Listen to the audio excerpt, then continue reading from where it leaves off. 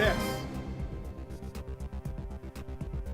Welkom bij Extrajournaal. We hebben nu een hele speciale uitzending van Extrajournaal. We zijn op Bandabao met prinses Beatrix.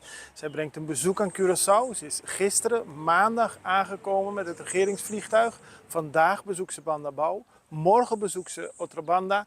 En donderdag gaat ze naar Aruba. We hebben het begin van het bezoek in ieder geval al meegemaakt. Ze is hier bij landhuis Savonnet. Ze heeft een ontmoeting gehad met jonge kinderen. Die hebben voor haar gezongen onder leiding van Tanja Cross. Er werd een verhaal verteld over de gevaren van milieuvervuiling voor dieren. Nu heeft ze landhuis Savonnet bezocht met de geschiedenis van de slavernij al daar. En nu gaat ze verder naar natuur en milieu hier kijken. Prinses Beatrix is beschermvrouwe van DCNA. Deze organisatie voor het milieu in de Dutch Caribbean heeft een jaarvergadering in Aruba. Daar zal ze bij aanwezig zijn en haar hele bezoek staat in het teken van natuur, milieu en sociaal-economische ontwikkelingen.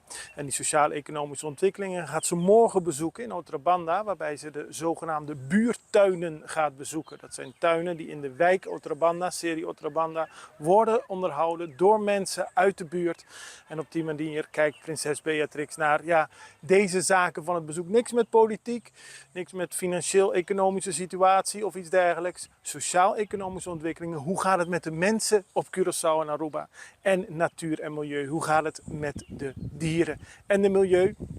En zoals altijd bij een bezoek ik zeg bijna koningin, maar zoals altijd bij een bezoek van de prinses is er veel aandacht van kinderen. En dat bleek wel uit die ontmoeting onder leiding van Tanja Cross. Het is een mooi bezoek. Er is pers uit Nederland.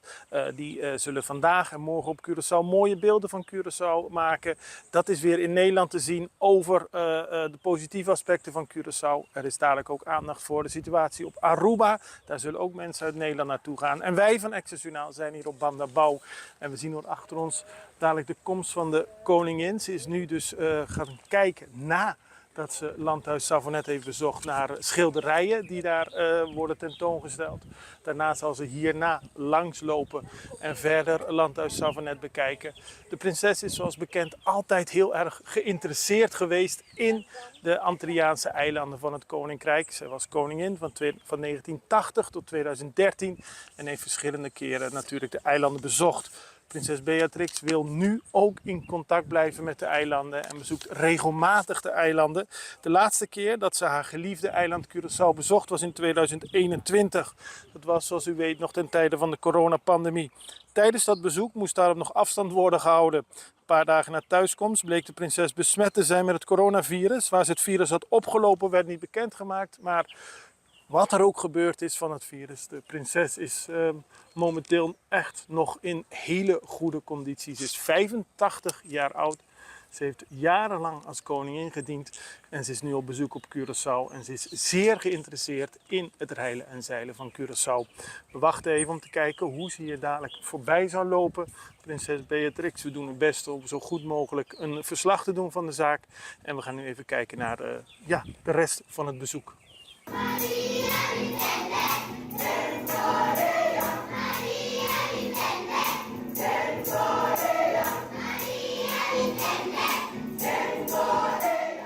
En we zien nu de prinses Beatrix komen. Ze heeft net het landhuis Savonnet bezocht. We staan hier als de pers te kijken naar haar tocht naar beneden hier op Bandabao.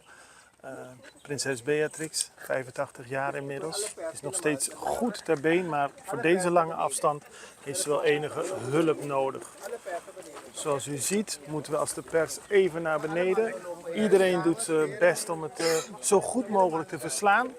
Het is altijd een drukte van belang bij een bezoek van het Koninklijk Huis, maar we maken er het beste van en we zorgen dat u goed op de hoogte bent van wat er allemaal te zien is hier op Curaçao tijdens het bezoek van prinses Beatrix. Ze vertrekt nu bij landhuis Savonnet. Er wordt afscheid van haar genomen. Ze wil nog even een kijkje nemen hier in de plantenplantage. En daarna zal ze naar Cheteboca vertrekken. Zoals gezegd, er is veel pers aanwezig bij het bezoek. Zoals elke keer als er een koninklijk huis uit Nederland komt. Prinses Beatrix, voormalig koningin, is natuurlijk nog steeds heel geliefd hier. En we zien haar nu in de tuin van landhuis Savonnet. Nog een laatste bezoek, zoals bekend staat het bezoek van de koningin in het teken van natuur en milieu. En natuur en milieu heeft altijd haar grote liefde hier op de Antillen, maar ook in Nederland. U ziet, het is warm, ook voor de prinses. Zij neemt nog een afscheidsdrankje hier bij Landhuis Savonet. Daarna gaat ze naar Chetebocca. Morgen staat een bezoek aan de Ferdinandstraat op het programma. De buurtuinen van serie Otrobanda.